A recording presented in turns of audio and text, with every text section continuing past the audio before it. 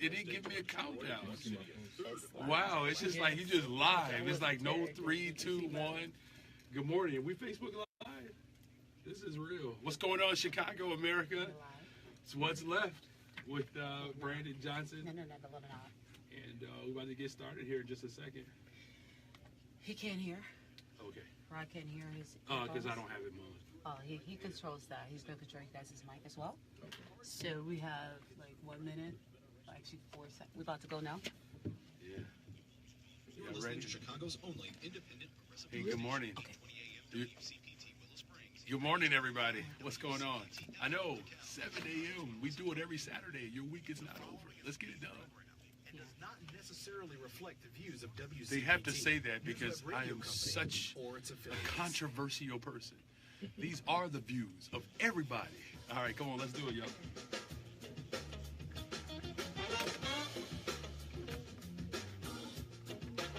Can you guys hear me? Mm-hmm. Good morning. It's September 9th, and it's time for What's Left. Here's your host, Brandon Johnson. Well, good morning, Chicago. Good morning, America. Those listening around the world, your week is not over on this fine Saturday morning because you have to ask yourself one more time, what's left? You do that with me every Saturday morning. Lady B, what's going on, sister?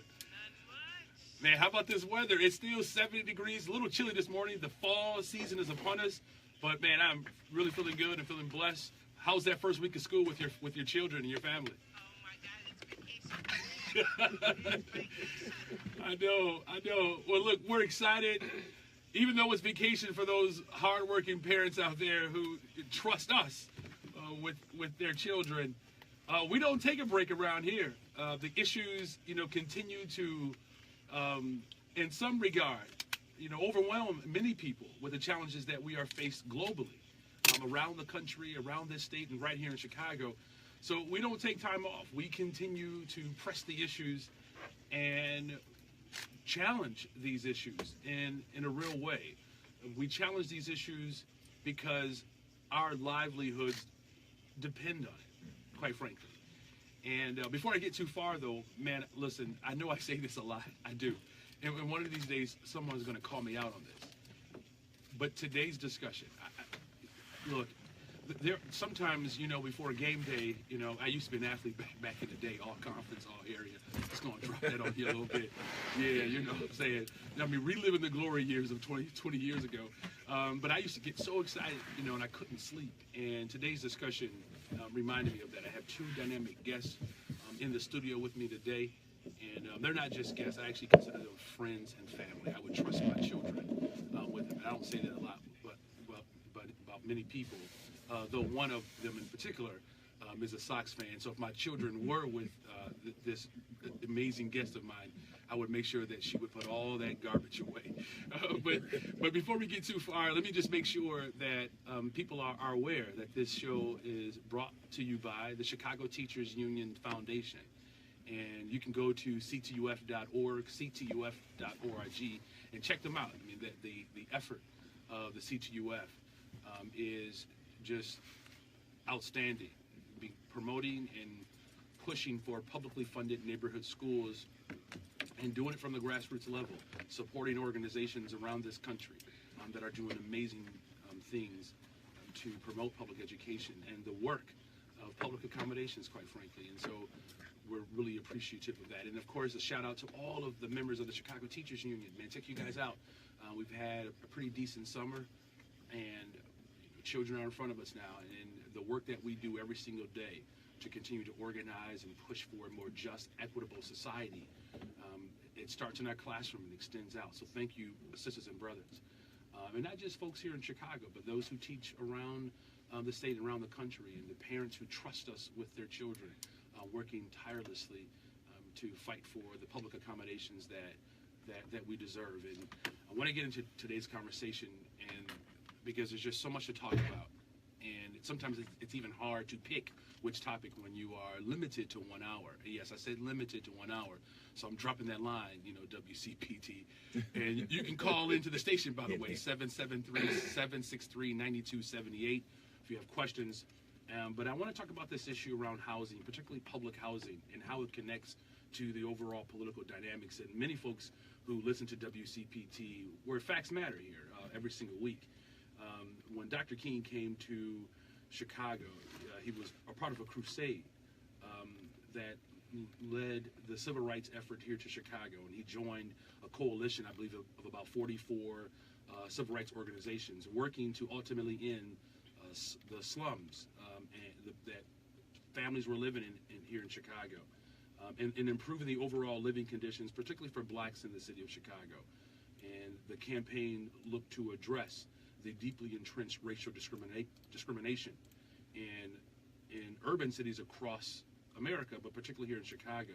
Families who were locked in ghettos and at that time overcrowded schools and low-paying jobs. At the center of this struggle for fair housing was the fight to exist, quite frankly. And not just for the fight to exist, but the fight to gain black political power. And it is evident today that this fight still continues. In fact, as public housing in Chicago begins to decline, so does black political power. And we're seeing a decline of blacks across the country in major cities like Oakland, St. Louis, Cleveland. Here in Chicago, between 2015 and 2016, just in the Cook County area, 12,000 black residents have left Cook County.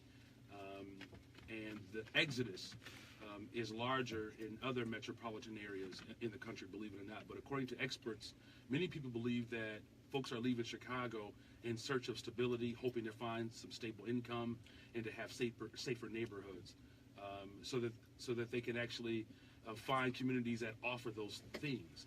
The city of Chicago, this is an important number, lost 180,000 black residents between 2000 and 2010. Yeah, one more time. The city of Chicago has lost 180,000 black residents between 2000 and 2010. And the big question, of course, is, are there other factors? Are there other factors contributing to the mass exodus? And are these factors politically motivated? And in 1999, folks may be aware of this, but the Chicago Housing Authority moved forward with this massive so-called plan for transformation. And that transformation, I should put that in quotations, would tear down, projects like Cabrini Green.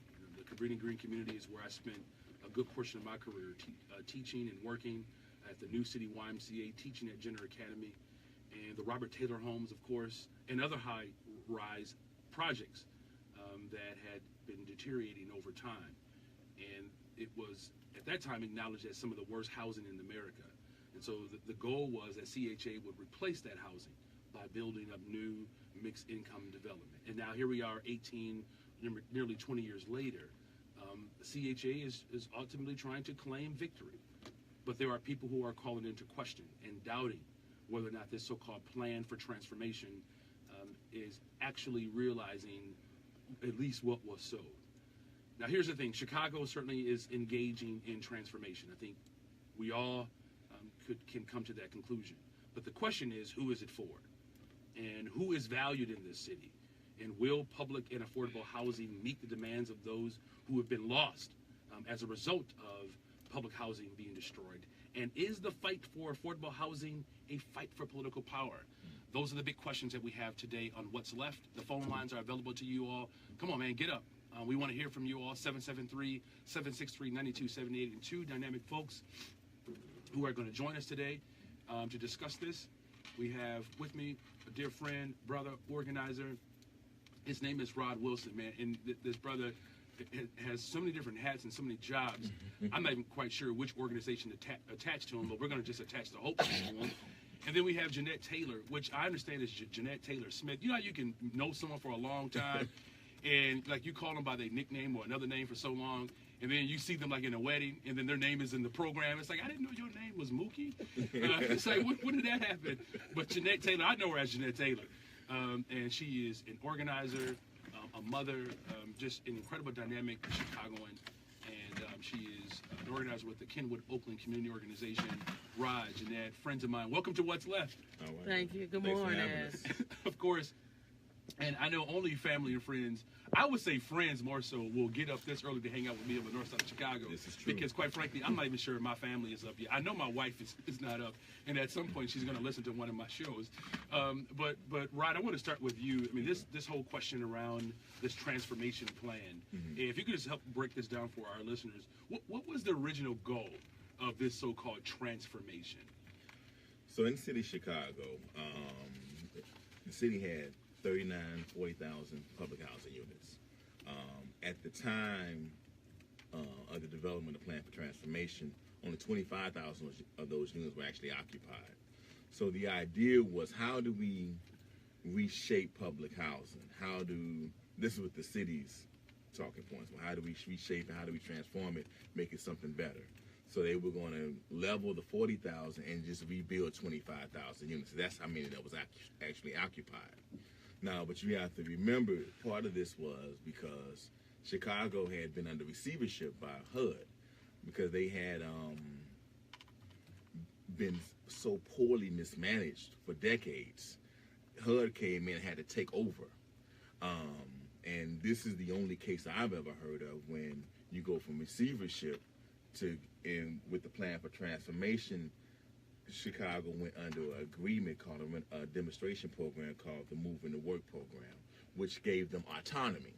So they went from being managing poorly the CHA for so long, now, and the HUD had to come in and take over, to now they have this autonomy to do whatever they want, in a sense. Which, so, in typical cases, when you have demonstrated that you are not competent or capable, that receivership means someone else comes in and shows the way. And you're saying that they said you're bad at it, and we're going to give you complete autonomy to do whatever it is you've been doing bad already. Right. Okay. So So after years of being... And just for clarity, Rod, the city of Chicago is management, or CHA in and of itself is management? CHA. I got you. Okay. CHA, yeah. So CHA is like a sister agency that kind of supposed to run somewhat independent but connected. Fair enough. So, so part of the reason that they could come up with this plan for transformation was under the Clinton administration, which used to be, Emmanuel was chief of staff for Clinton. But in '98, Clinton had did an executive order saying that it used to be a thing where if you destroy a unit of public housing, you had to replace it. It was called one-for-one replacement. So Clinton had decided that now you don't have to replace it one-for-one anymore. And that's why they could destroy, they had 40,000 units, now they can reduce it to 25,000 because of this thing that happened in '98 with Clinton. Through an executive order. Yeah. So President Clinton, while of course Rahm Emanuel was one of his aides, Right. said instead of repairing, rebuilding, that we will tear down, but there was no promise, or what you're saying is that through this executive order, the city, CHA, was not obligated as it once was to replace whatever it tore down. Exactly, not the total amount of units. So that's when they came up with this plan. They said, okay, we're only 25,000 occupied. We're going to rebuild those 25,000. So income, and at this time, Emmanuel was the vice chair of the CHA board. So he was already in the mix. So one, his former boss passes this executive order saying that, we don't have to replace it one-to-one. Two, he's on the vice chair. And then because of Daley's clout, they were able to go from receivership to this moving to work, this demonstration program, moving to work program, and get this autonomy. And so the idea, the messaging that they came to our communities was, we need to redo this. We need to start over. Let us come in, redo it, and start over. Now, the organization I work for, Eugenia Burns Hope Center, at the time, along with other organizations like Chicago Coalition for the Homeless, was trying to fight this whole the demolition project the way they wanted to do it. These two organizations were saying, if you're going to do this, if you're going to empty one building out, empty that, then rebuild, and let those people come back, because otherwise you're going to lose people. So have it more a phased-in process. But that's not what CHA wanted. That's not what the board wanted. Emmanuel, the mayor, wanted. They wanted to level all of these things and let's rebuild after we get everything torn down, which gets to the problem that you spoke of earlier. we lost 180,000 blacks out of the city of Chicago between 2000 and 2010, mainly due to the plan for transformation and gentrification that's been happening in our communities, people being displaced. So let me just ask one more other technical question. And I think it's clear. I mean, because you said something right that provoked me. So you have, like hyper segregation. As I talked about 1965. When Dr. King came to Chicago and was beginning to move this organizing in northern cities, particularly with slums and ghettos, and at the time, of course, black families not having an opportunity to live in communities where the housing was affordable and safe. And so you had massive segregation, and then you just invoked this phase of gentrification, and now we're talking about elimination, right? So you go from segregation to gentrification to now, let's just say annihilation, right, or complete elimination. But one of the things that I am curious about before we just kind of move towards that thread is you said 25,000. So there was a decision to rebuild at least 25,000 units, and that was based on occupancy. Even though at the time there were 39,000. So at that time, I'm just curious why there were obviously some vacancy at that time. And so for me, if I'm looking at 40,000 units, that once upon a time that was obviously necessary. The rationale for rebuilding 25,000, because there were 25,000 people currently in units. Was that just merely based on, well, this is the capacity right now, and why what can you explain the decision behind why not replacing 40,000 or 35,000 versus 25,000? Was Chicago already preparing for this reduction, and what was do you know what was happening at that time where the units were not fully occupied? Right. Again, this goes back to the mismanagement of CHA. CHA has a sweetheart deal with HUD. I think it's the only one out, the 3,300 public housing authorities throughout the country. And the CHA is the only one that has this deal where even if it's a vacancy, they get money for the vacancy. So they don't have to lease up all the units and still get the money from HUD and for those units. So they had 14,000, 15,000 units that were vacant, even though they had waiting lists that was 5 to 10 years long. So yeah, that again, it speaks to the mismanagement of CHA and the bewilderment of myself of how they became able to get into this program where they have some autonomy. But to go back to your question about the reduction of number of units, and it was a plan for a long time. I think even after the election of Harold Washington, how do we destroy these concentrations of black political power so that we can disperse it and neutralize black power, but also begin to push some of this whole national movement of gentrifying the urban cities. And I think this is all part of one big, answer for how do we change this. Back when there was the urban renewal programs in the 70s and 80s, this is no different. 773-763-9278. You're listening to What's Left with Brandon Johnson. That's the voice of Rod Wilson, who is executive director, am I getting that right? Yes, sir. For the Hope Center. We're talking about housing and political power that's attached to it. And I appreciate we got to take a quick break here. And I want to get Jeanette Taylor into this conversation because, as you talk about the election of Harold Washington, at that time, I believe those numbers were like we've never seen voter turnout like that in black communities, and many people attribute the organizing that happened in public housing and Marion Stamps being a part of that on the north side of Chicago, where it's still the 46th ward. Most people don't realize this. This is obviously an issue to reduce, we believe, black political power. But if you look at where housing vouchers have been made available, the 46th ward on the north side of Chicago still has incredible access in terms of those vouchers, but they're still not allowing families to actually take full advantage of that. And so you're listening to What's Left. I have to take a quick break. When we come back, let's talk about these families who've been on waiting lists for years and years and years, and somehow CHA continues to receive dollars from the federal government while families continue to wait or live in squalor. looking for opportunities to live. It's what's left. I promise you all, I'm coming right back. Wow, man, that's good history, man. Good explanation, man. I'm just getting some good face of. You can't hear. Now, is it supposed to be like the little feedback? I guess it's like a lag. I can hear you on the front, but in the back, I hear like the lag It in is the a back. little bit of delay. Yeah. Okay, I just wanted to make sure it's right. So sometimes that's right. Because some people will listen like this Okay. to keep their ear. Yeah. Can you turn? You know that. I think you control that one. No, turn the overalls. She took it off of the overall mask. Look at her and tell her I can't hear here. Don't Giving away those. tell her to turn the mic, the headphones and stuff. Can you turn Any the surround sound? There was people who moved in the rows and Yeah, walls, can. and one there a month, and they gave them Like I can barely. I can't hear. So everybody was on waiting list, and they just got bumped back. So when we come back, and thank you all for tuning in this morning. Hey, don't forget to share the video, you all.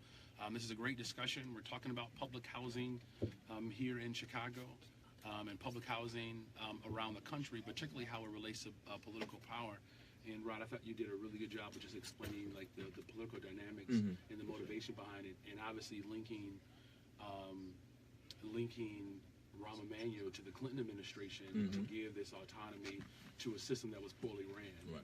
And then, of course, his chief aide, Rahm Emanuel, he, the sound in between commercial break, I got the mics turned up, and then we can't hear I can't hear. on there. Do you know what that's about?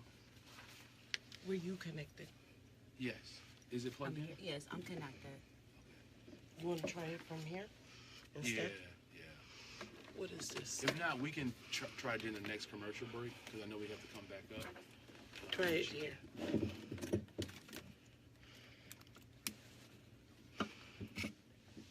No, I really can't hear nothing now. Because it's on his side. So can you turn it up? It's,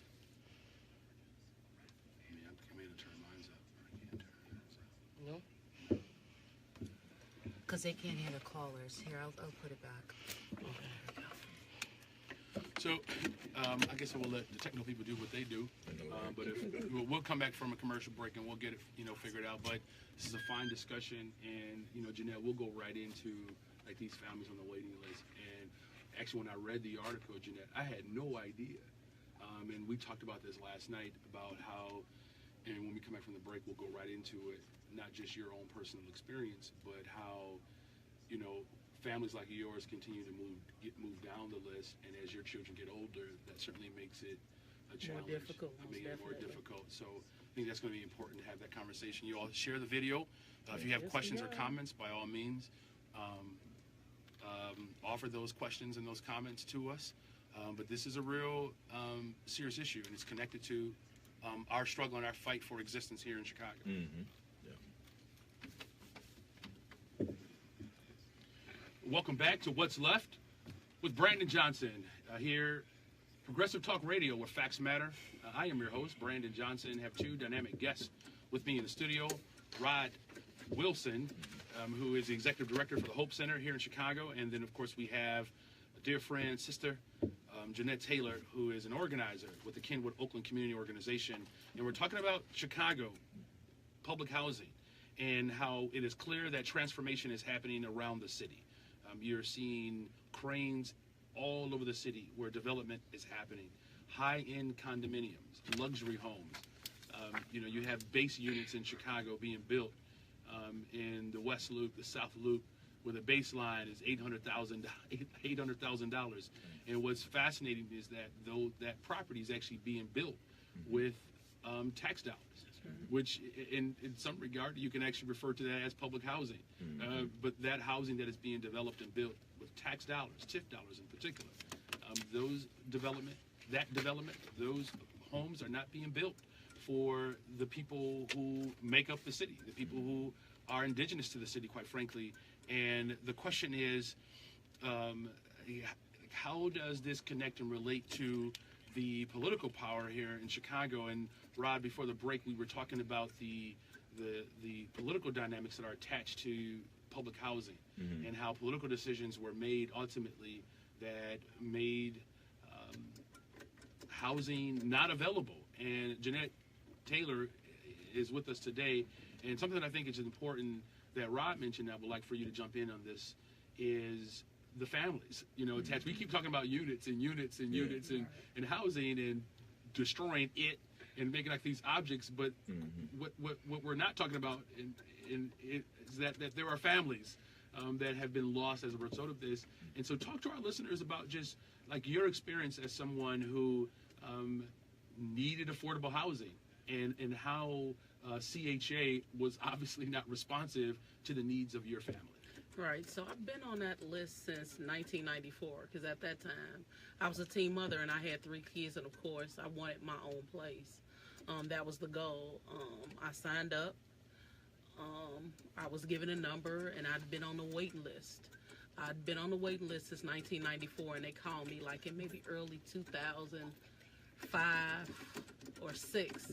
And what happened was I had a 19-year-old who had just graduated out of high school, and so he didn't meet the school or the work requirements because he had just graduated. And so they told me that I couldn't place him on my voucher. And so that means that if they did an inspection and found him there, I would lose my housing. And so that was back in 2005, and I've never been called again. In 2015, they sent me a letter to say that you're still on the list. We'll let you know when your number comes up. But before they started tearing down public housing, I had finally gotten to the 100s. And I would call every month to see where I was. And as they started knocking down buildings, I would get further and further down the list.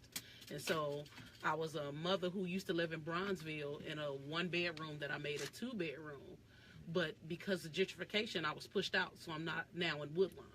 And because of the Obama Library coming, and we know what's going to happen, I'll be kicked out of another neighborhood because I just can't afford it. And so I've been telling people for a while, if you're not making $60,000 to $80,000, you won't be able to afford to stay in Chicago. And I would make the argument, even if you're making $60,000 to $80,000, if we're talking about, a decent paying job, if you're a teacher, if you get a decent paying job, paying $60,000 to $80,000. If you're, working at the county level, or maybe you're working for a corporation, I'm not convinced that $60,000 to $80,000, quite frankly, is going to be enough to live in Chicago at this rate. And I can speak from a very personal note, just living in Austin, which is not sort of overwhelmed by like these concentrations, if you will, of public housing, but where homes are being sold for $300,000, $400,000 in Austin, which has become one of the more violent communities. I know, as a teacher, I would not be able to buy a home for $300,000. And if you're talking, a single family-headed household, where they might be at best making $25,000, $35,000, $40,000 a year, and that might be 2, incomes, 2 jobs to do that.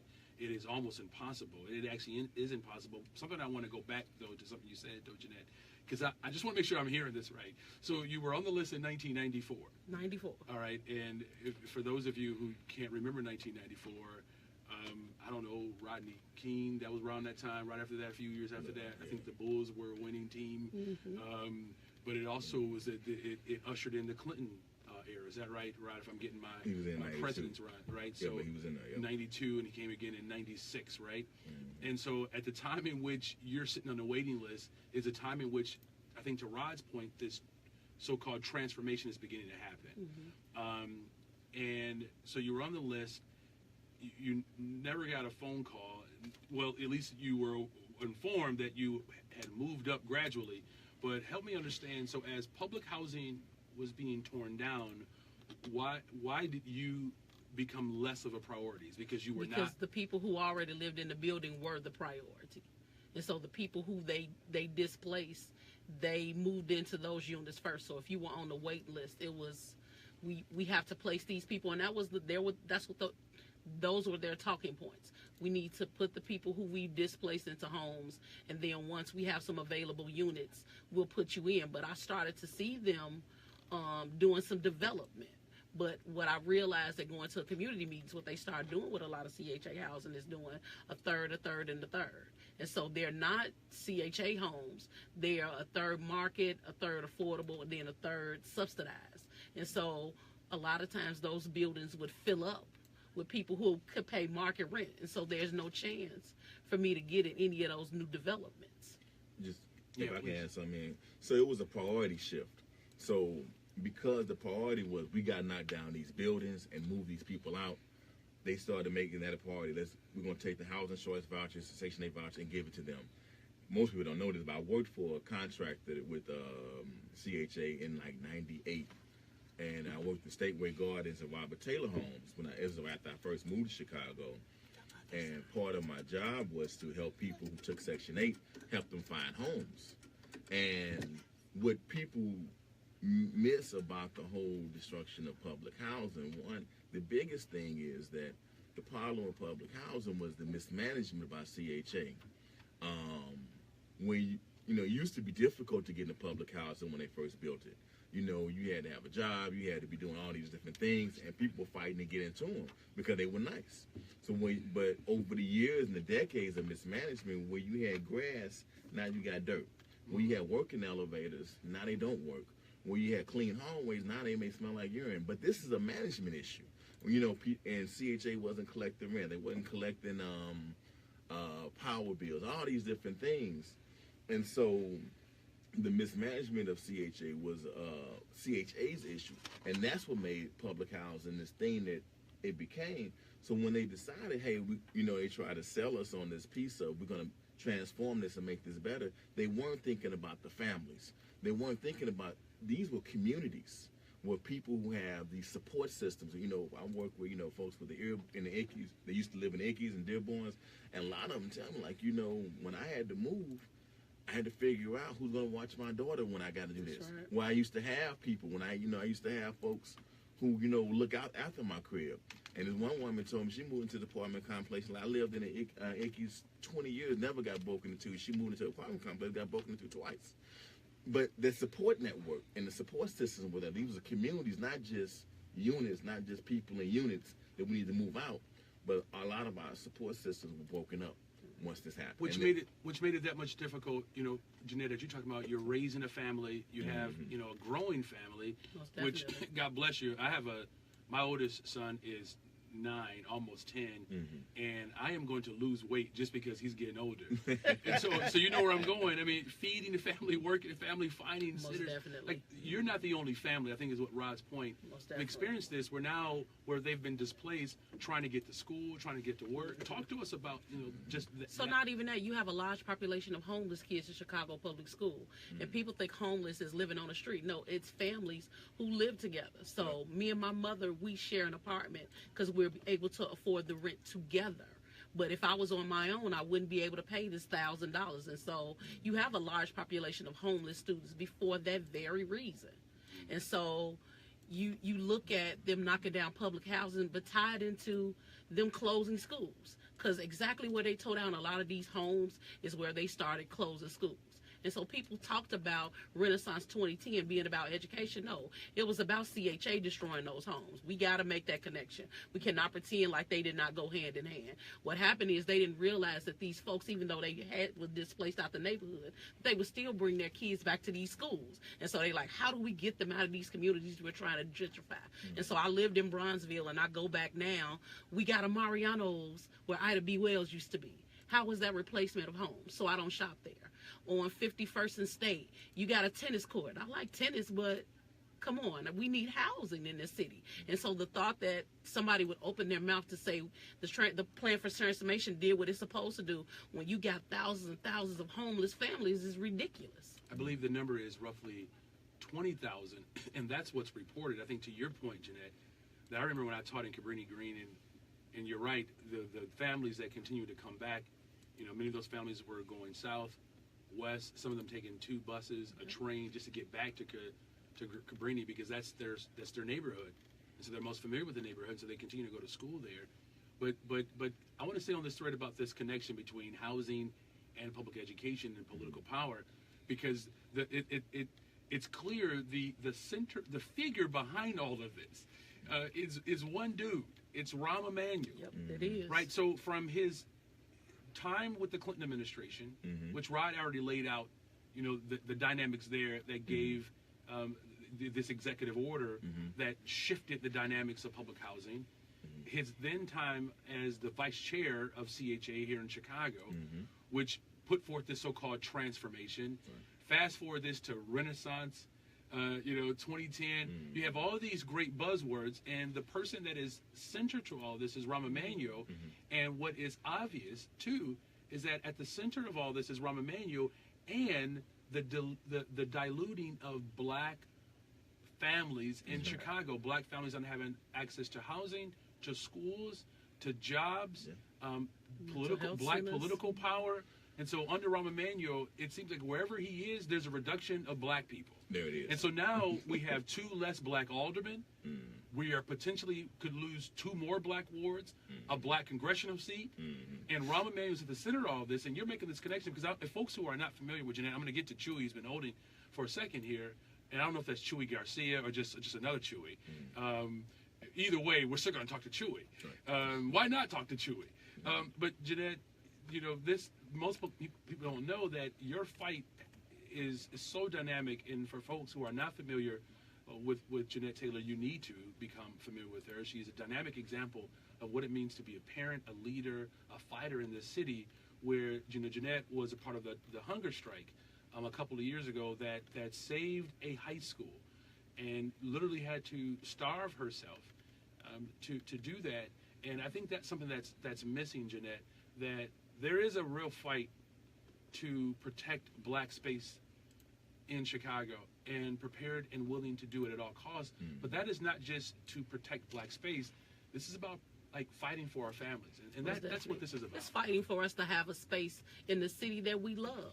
Chicago is a place where I grew up in a community where I lived on the block with a teacher, a janitor, the person, my father drove a cab, somebody that worked at a liquor store, and we could all live together. Now that's not the case. It's I make $150,000 or I'm paying $150,000 for my home. I don't want to live next door to somebody who has Section 8. So it's class and it's racism in a form that you could not believe. And so when you think about you're made to choose. It's like I'm working 2 and 3 jobs to pay this rent, but my kids suffer and not have me at home. And so I live in a city where if I get 2 tickets, that on my car, I get a boot. That car gets me to a quality grocery store. It gets me to a great neighborhood school. And it's how I get home from these communities that I may work in, but I necessarily can't afford to live in. And so I live in a city that does not respect black lives. They don't matter. Right. Especially not in Chicago, and you're absolutely right. People never tie Rahm to this problem. They say, oh, it's the dailies. But no, let's make it plain. Rahm has been at the beginning of this when he was with the Clintons. So he is a person that, of course, is not going to get my vote. But at the end of the day, we cannot act like that this is not a plan to remove black people from Chicago. Because think about it. We're evacuating again. It's just like what they did in the 50s and the 60s. They evacuated from the South. We're evacuating from Chicago because there is no housing. There is no education. The violence, think about it. The most violence is where they close those 50 schools. Those are the same places where they knock down housing. So what's the plan to get rid of us? And so you got people evacuating to places like Minnesota, Ohio. Think about it. We've lost all these black folks. And it's a way to kill the black voice and black people in Chicago. Because that's the voice that is most progressive. And there are studies that have proven that when it comes to who do we tax, how public accommodations should be executed, that the most progressive dynamic voice, which ultimately white women benefit from it, white families benefit from it, working families, whether you're black, white, or brown, that progressive political voice is so critical. And Chewy, man, my bad. I'm going to get to you after the break. Man, the hour's moving fast. We're going to get to Chewy right after the break. But I have to ask this question. What is the political motivation behind this? And is it about diluting black political power? Because that's the case that we're making. But is there something else? And why Rahm?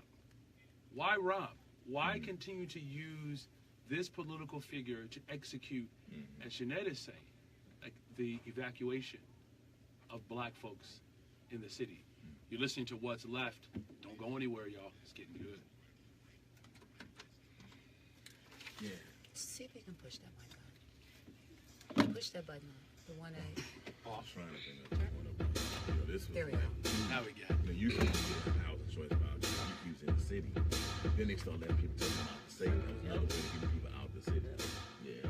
And what they don't talk about is it's funny how people with the housing vouchers, they get those emails that say they have housing in Minnesota or it's in Ohio and it's Arizona, and you can take your voucher with you. Mm-hmm. Who's not going to take the opportunity when the cost of living is cheap? Thank you. You all are doing great. We're going to get to Chewy right away. And, man, how you all doing out there? Boy, isn't this a great conversation, man? Jeanette and Rod, I have to figure out something in their contract where they can just come back every week and we can talk about everything. No, I think this is actually very instructive for our listeners. We'll get into the last half of the show until we talk about Chewy. We'll get a call from Chewy and then, talk more about the political motivations. That's and our Chewy. Oh, is that? Yeah, that's of course. Yeah. Chewy, what's going Chewy. on, man?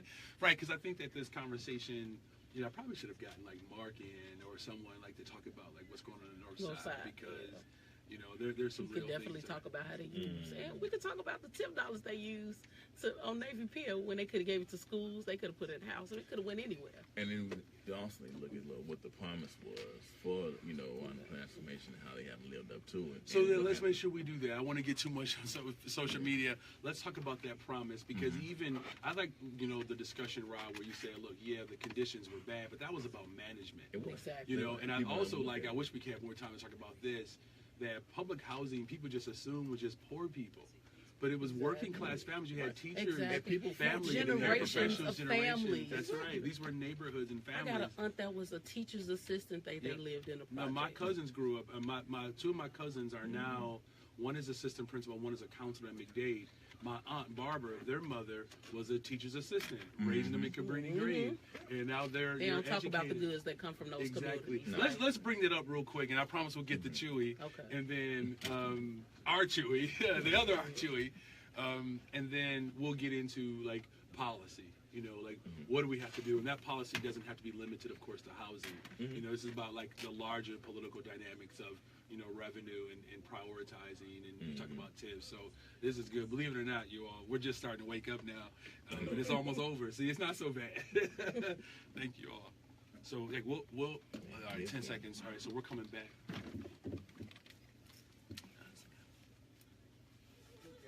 You hear it?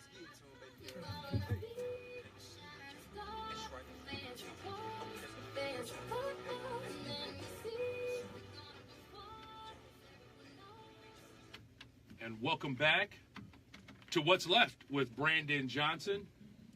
And I'm your host, and we're talking about public housing. But it's actually a larger conversation. It's not just about public housing. We're talking about political power and how public housing has been used, the lack of public and affordable housing has been used to dilute political power, but also it has caused an evacuation, an involuntary exodus of black folks out of Chicago for $180,000. And there's political connections to this.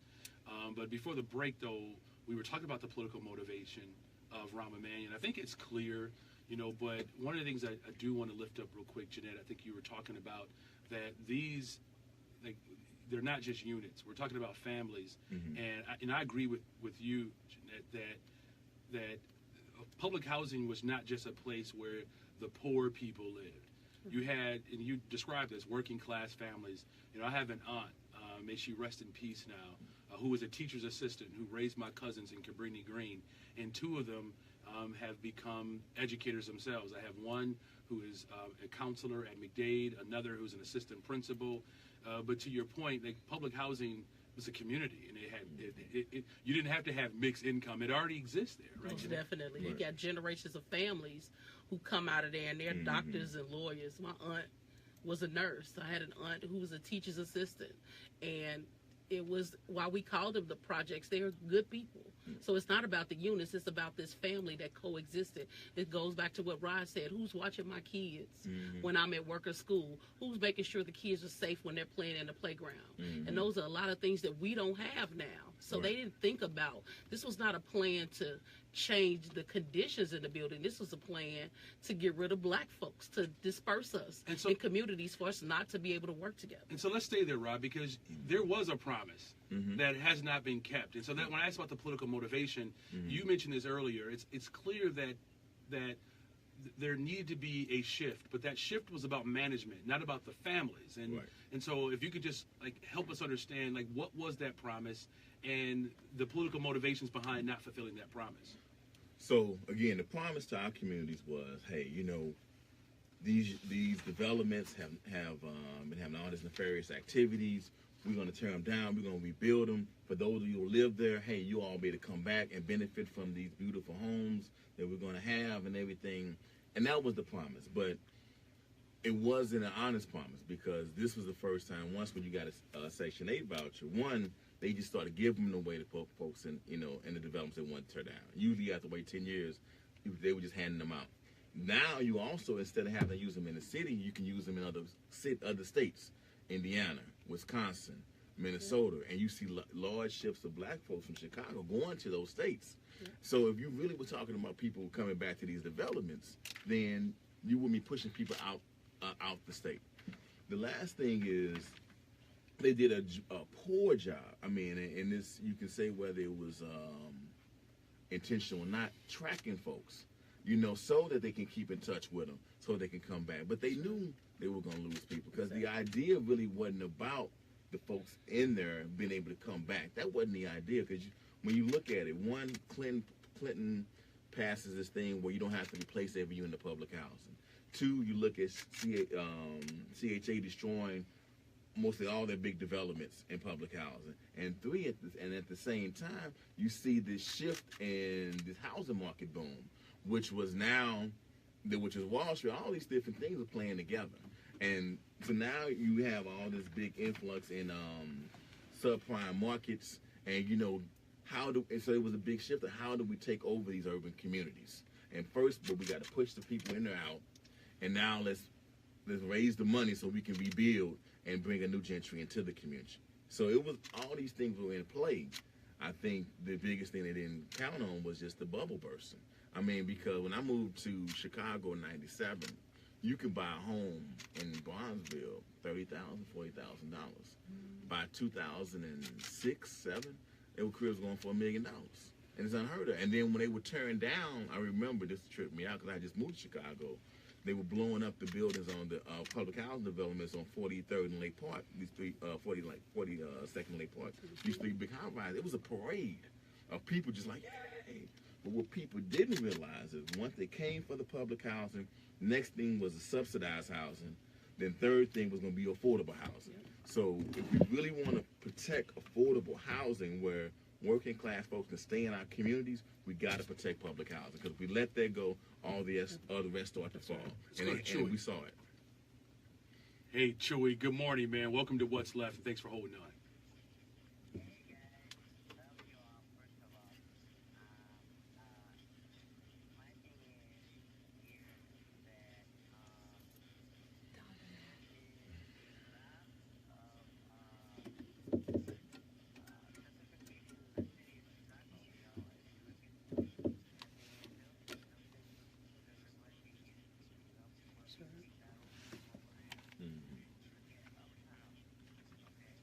Yeah.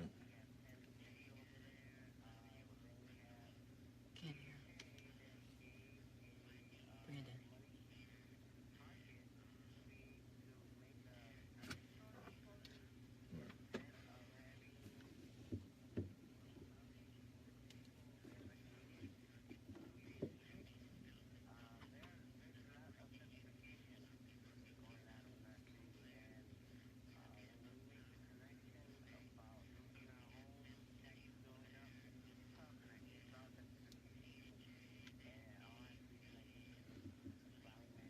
And Chewy, what do you think the motivation is? I mean, you know, yeah, you're right. It's all connected. What's the motivation?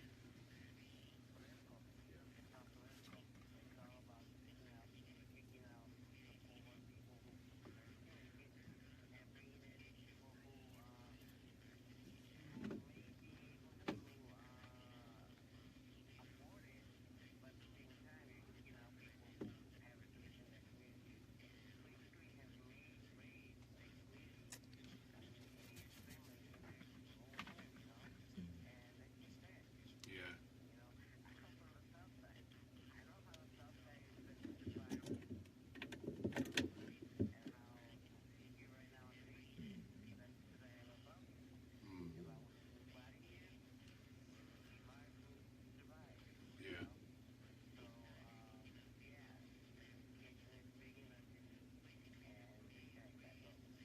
thanks for the call, Chewy, and I appreciate it. I'm gonna try to get to one other call before we go to the break. But before we have to close out, man, this hour's moved by quickly. You know, when Chewy talks about like this, obviously this political motivation, we have to respond to this with political solutions as well.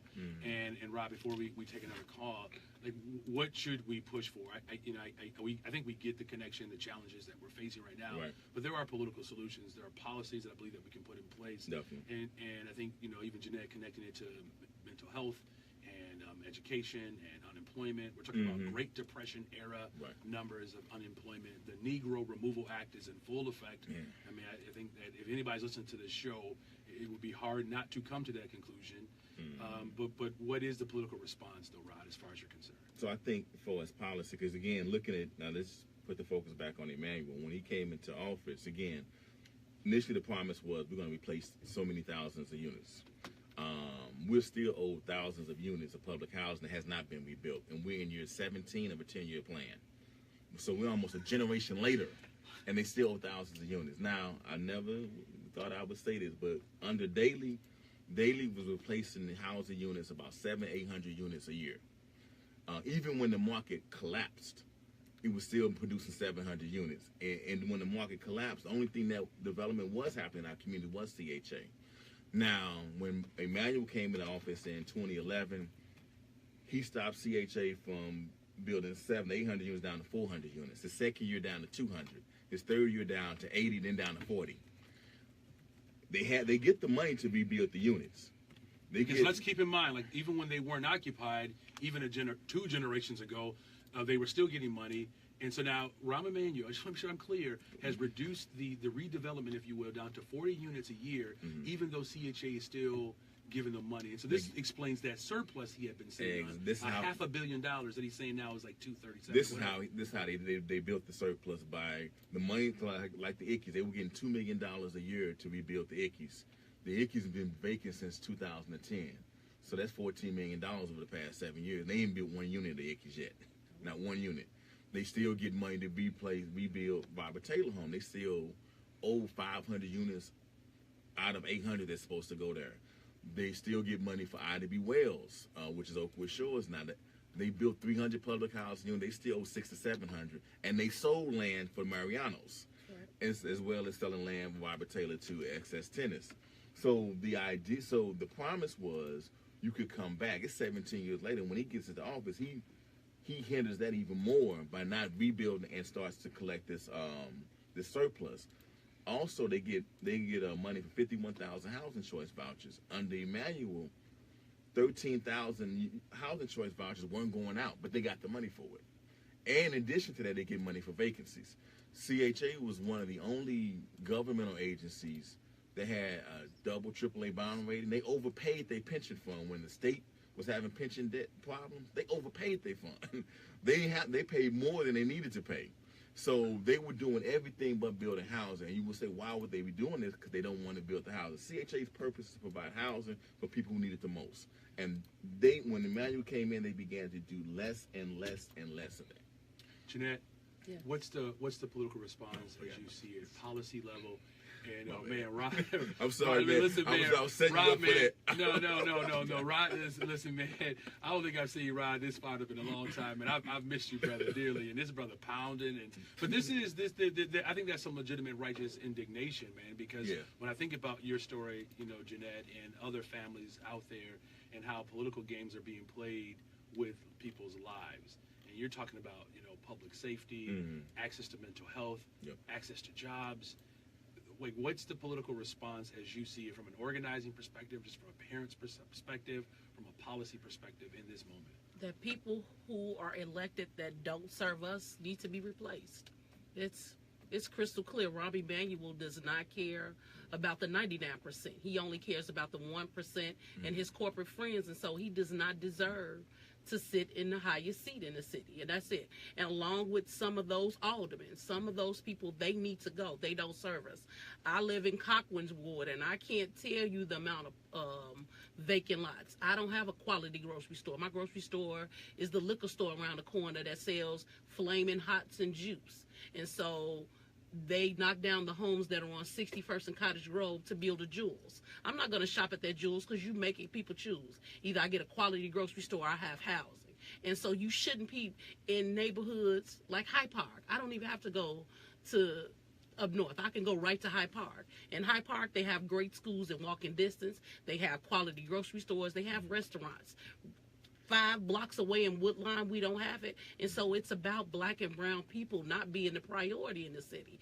Chicago is going to be a place where low-income and working families won't exist. We might live on the outskirts, but we will not exist here. And I think that's an important note, because when we talk about working families, that cuts across the board. And we obviously see the concentration of attack, hitting our communities in the west and south side of Chicago.